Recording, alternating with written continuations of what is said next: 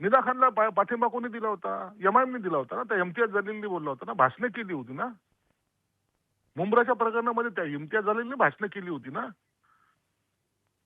ज्यांनी हे या प्रकरणाला हवा देत आहेत, तर यांनी जाणून बुजून हे एक रॅकेट आहे. एक लक्षात घ्या, हिदा खान हा मोहरा आहे, एक छोटासा मोहरा आहे तो. असे प्रकरण करणाऱ्याचं पूर्ण जाळं या महाराष्ट्रामध्ये ठिकठिकाणी विणलं गेलेलं आहे. तुम्ही नगरला बघा, नगरला किती मुली दर महिन्याला जातात. पुण्याचं तसंच प्रकरण आहे, संभाजीनगरचं प्रकरण आहे, नाशिकचं आता उघडकीस आलेलं आहे. असे जे आपल्याला माहीत नसतात असे सुद्धा अनेक प्रकरणं आहेत ज्यांचं जाळं ह्या लोकांनी विणलेलं आहे.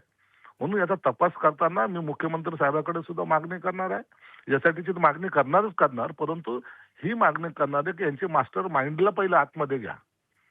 ह्या बळीच्या बगारा आहेत, यांना हे मोहरे आहेत, हे चिल्लर मोहरे आहेत. मेन सूत्रधार अटक झाला पाहिजे ही माझी प्रमुख मागणी असणार आहे.